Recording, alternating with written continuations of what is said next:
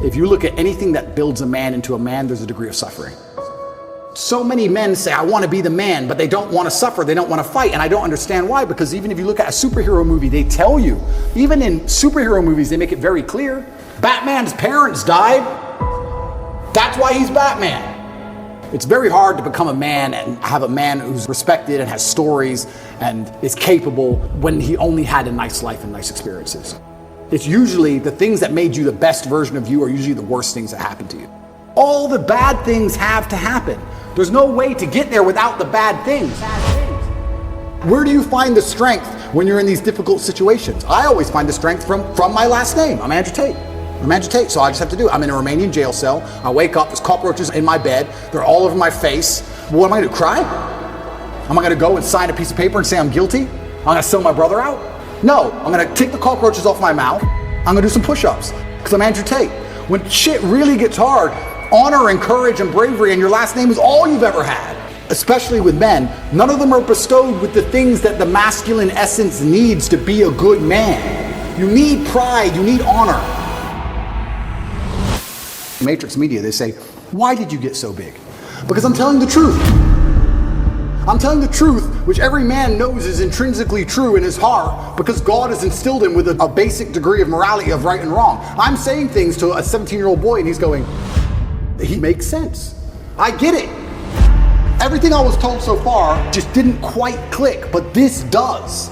And that's what they're so scared of. I was talking about this the other day. I was talking about how I have a pet peeve, and one of my pet peeves is painkillers. And I was being typical me, and I was going over the top. And I was discussing with this guy. This guy said, have you got any aspirin? I said, there's no aspirin in my house. And he said, why? I said, brother, you are not facing 1% of the life difficulties I am facing. Think about it. No government's trying to lock you up. The Matrix isn't after you. They're not trying to frame you. Nobody wants you dead. When God finally gives you a tiny headache, to give you something to show you're half a man, a little bit of resilience, you pussy out and take an aspirin. You just have a headache. Just have a headache. And not only just have a headache and don't mention it, because I don't care. So don't even talk about it. Nobody needs to know. What do you want? Do you want therapy? You want sympathy? Nobody cares you have a headache. Shut up. Like nearly any problem on earth, whether it's men's mental health, whether it's women's mental health, no matter what it is, whether it's crime, no matter what it is, how do you fix the problem? By building men of caliber, by building men of capability and status and honor and dignity, and by building men of ability to be good standing citizens who are respected by their peers. All of it comes back to improving men. All of it.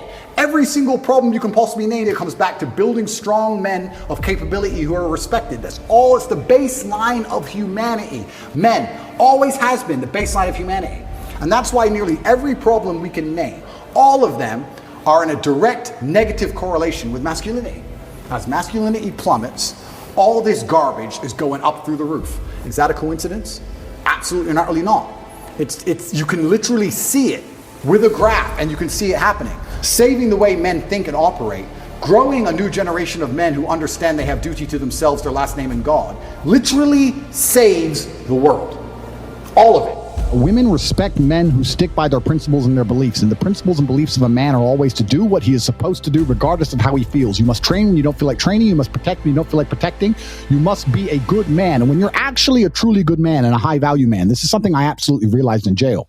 I have no problem suffering if the people I love are not suffering. My children are taken care of. The women I love are taken care of. My mother is taken care of. Everybody around me is fine. Even if they've removed me from my life and locked me in a jail cell, everybody I love is taken care of and is protected and is living good. I must suffer because I am a man. I am the head of my empire. I'm the head of the clan. Of course I will suffer, but the people I love are not suffering. This is what God has bestowed upon important men since the beginning of time. Not just important men, all men. The men in the Titanic as the boat was going down, about to be sucked into the icy cold water, some of the last thoughts in those men's head, I know, was at least I saw my daughter and my wife get on that boat. Absolutely. I'm happy to plunge into this ice cold water because there they are on that boat, away from danger. Everyone we love and everyone in the world who we care about was taken care of. And I said, Andrew, would you rather us both be at liberty, but someone else in our life suffer? Mum suffer? Our kids suffer? The Never. Mothers of our children Never. suffer? No. I'm glad it was me. I'm glad I was the one who was suffering and everyone else was okay, because that's what being a man means. When you're a man, absolutely, you're right. It is our job to suffer so the people around us do not suffer. And that's why if you're a man and you're waking up every day and you're not trying your very best to be important or upgrade yourself or upgrade your character, or you're lacking motivation, then you have a serious problem, because it is your job to be capable of dealing with the insurmountable pressure which God is going to put upon you, so that when you suffer, everyone around you does well.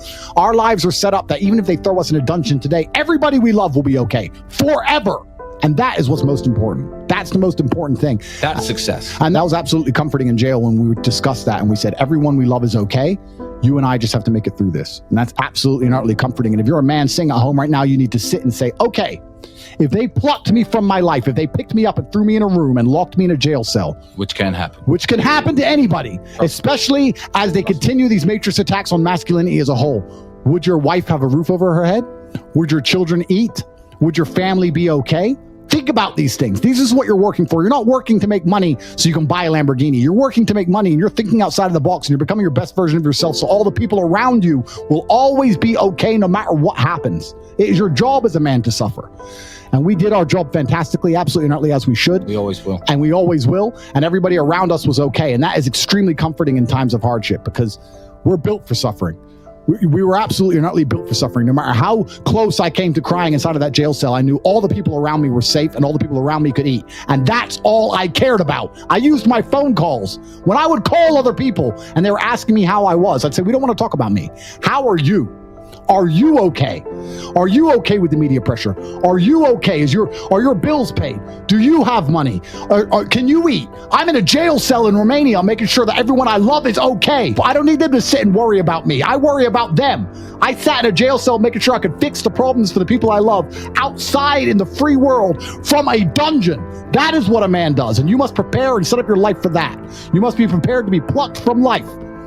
And understand that everybody around you who once relied on you will still be relying on you, even when you sit in that jail cell. It's still up to you. You are still the man of the household. You are still the top G of your life. Only you.